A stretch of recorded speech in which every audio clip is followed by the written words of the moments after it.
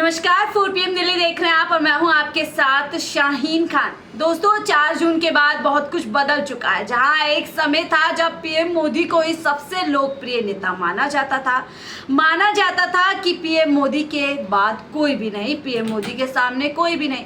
लेकिन लगता है इस नैरेटिव को राहुल गांधी ने पूरी तरीके से धराशायी कर दिया है। राहुल गांधी ने साबित कर दिया है कि इस देश में पीएम मोदी के अलावा भी कई नेता हैं, कई लीडर्स हैं जो सही मायने में जनता के मुद्दों को उठा सकते हैं। और इसी के बाद से दोस्तों लोकसभा चुनाव का परिणाम आया। उसके बाद से जो परिणाम सामने देखने के लिए मिले, जहां 400 पार की बात पीएम मोदी कर रहे थे और किस तरीके से नेता प्रतिपक्ष राहुल गांधी और समूचे विपक्ष की मेहनत से प्रधानमंत्री मोदी जी का विजय रथ 240 पर आकर सिमट गया। उसके बाद से कई मायनों में ये बात तय हो गई कि अब इस देश में राहुल गांधी वर्सेस पीएम मोदी होगा। और इसके बाद कई ऐसी तस्वीरें सामने आई जिसके बाद से कई बार तुलना की गई कि आखिरकार राहुल गांधी वर्सेस पीएम मोदी में कौन कितना लोकप्रिय है, कौन कितना काबिल है और कौन कितना सक्षम है। और शायद इसीलिए राहुल गांधी वर्सेस पीएम मोदी के भाषणों की तुलना आजकल की जा रही है। इसका जीता जागता उदाहरण आपने हरियाणा में देखा होगा, किस तरीके से हरियाणा के अंदर राहुल गांधी धुआंधार प्रचार करते हैं, भाषणबाजी करते हैं और चारों खाने चित पीएम मोदी को कर देते हैं। अब हाल फिलहाल में दोस्तों पीएम मोदी की सरकार के 100 दिन पूरे हुए हैं। 100 दिन पूरे होने थे तो जाहिर सी बात है कि तमाम मीडिया में इसकी चर्चा भी होनी थी। 100 दिन का जो रिपोर्ट कार्ड एनडीए सरकार का सामने आया, उसमें वो देखने के बाद आपको लगेगा कि शायद वही पुराने काम जो पिछले 10 साल में बताए जा रहे, गिनवाए जा रहे, वही काम उसमें दिखने को मिलेंगे। बाकायदा अमित शाह ने एक पीसी की थी, प्रेस कॉन्फ्रेंस की थी, उसमें तमाम तरीके से बताने की कोशिश की कि 100 दिन की सरकार ने कितना कुछ अचीव कर लिया, कितना कुछ उस देश के लिए कर लिया है, फिर चाहे किसान हो, जवान हो, युवा हो, महिला हो। हालांकि सच्चाई इसके पर है। सच्चाई क्या है, आप और हम रोज इस कैमरे के जरिए से, वीडियो के जरिए से देखते हैं। लेकिन अब जब राहुल गांधी ने बहुत कुछ साबित कर दिया है, लोकप्रियता राहुल गांधी की बढ़ती जा रही है, लोग राहुल गांधी को जननायक कह रहे हैं। पहली बार ऐसा समय आया जब राहुल गांधी बतौर नेता प्रतिपक्ष संसद के अंदर पहुंचे। उससे पहले कांग्रेस इस स्थिति में नहीं थी कि नेता प्रतिपक्ष की भूमिका में आ सके, लेकिन नाना करते हुए राहुल गांधी ने नेता प्रतिपक्ष का पद संभाला और बाकायदा सिर्फ संभाला नहीं, बाकायदा अपनी भूमिका भी निभाते नजर आए। फिर चाहे मामला मणिपुर का रहा हो, मामला किसानों का रहा हो या मामला जवानों का रहा हो, संसद से लेकर सड़क तक राहुल गांधी ने अपनी आवाज उठाने का काम किया। इसी के साथ राहुल गांधी के भी बतौर नेता प्रतिपक्ष आज 100 दिन का पूरा कार्यकाल पूरा हो चुका है।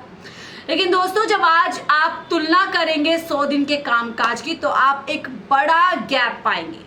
आपको लगेगा शायद पद बदल चुके हैं।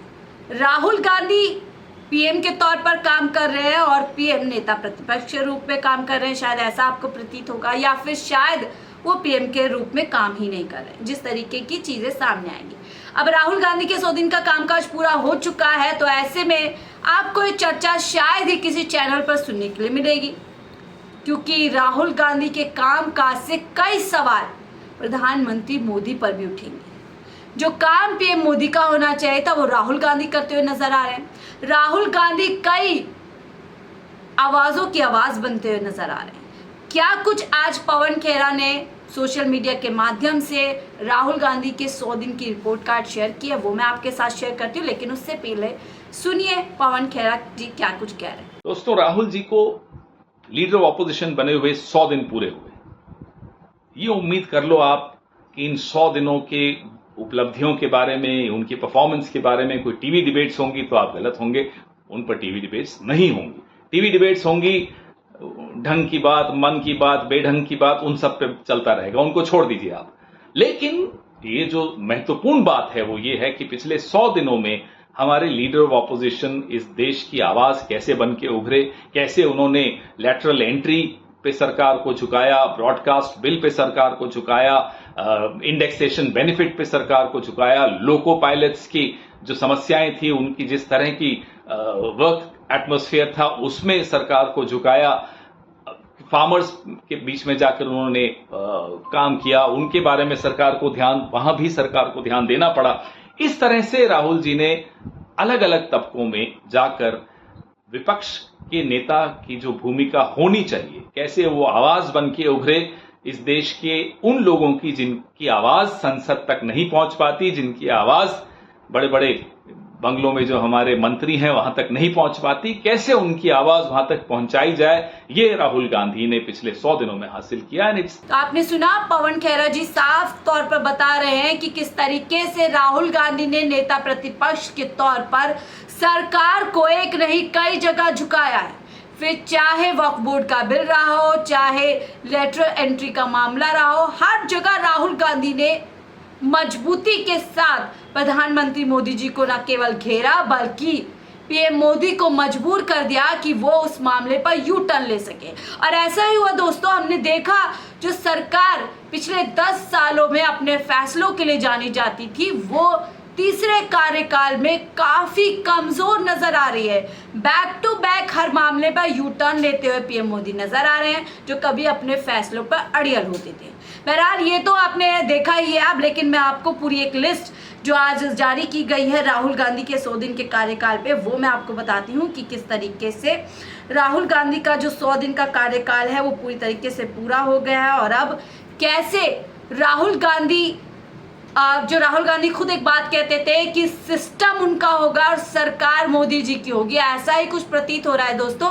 जिस तरीके से राहुल गांधी हर वक्त पूरी तरीके से इस मोड में रहते हैं कि कैसे जनता के किस वर्ग में जाकर के वो जनता की समस्या को सुने। तो दोस्तों यहाँ पर बाकायदा एक लिस्ट जारी की गई है जो काम नेता प्रतिपक्ष राहुल गांधी ने अभी तक किए हैं, जिन भी वर्गों की आवाज राहुल गांधी ने उठाई। देखिए इसमें सबसे ऊपर मणिपुर आता है, वही मणिपुर जिसका नाम लेने के लिए पीएम मोदी तैयार नहीं है। पिछले सेशन में भी आपने देखा होगा जब सरकार का दूसरे कार्यकाल चल रहा था, किस तरीके से राहुल गांधी ने मणिपुर के मामले पर सरकार को घेरा था और एक नहीं बल्कि 3 बार राहुल गांधी पहले सांसद के तौर पर और फिर नेता प्रतिपक्ष के तौर पर मणिपुर पहुंचे थे और वहां की जनता की आवाज बने थे और पीएम मोदी से भी गुहार लगाई थी कि आप मणिपुर विजिट कर लीजिए। उसी की बात की है कि किस तरीके से मणिपुर का दौरा पीएम राहुल गांधी ने किया, सरकारी नौकरियों में लेटर एंट्री का विरोध किया, नीट पेपर लीक के खिलाफ खड़े हुए, जबरदस्त तरीके से सदन के अंदर शिक्षा मंत्री को घेरा, पीएम मोदी को घेरा और कैसे सरकार छात्र विरोधी है, शिक्षा विरोधी है, इस बात का खुलासा किया।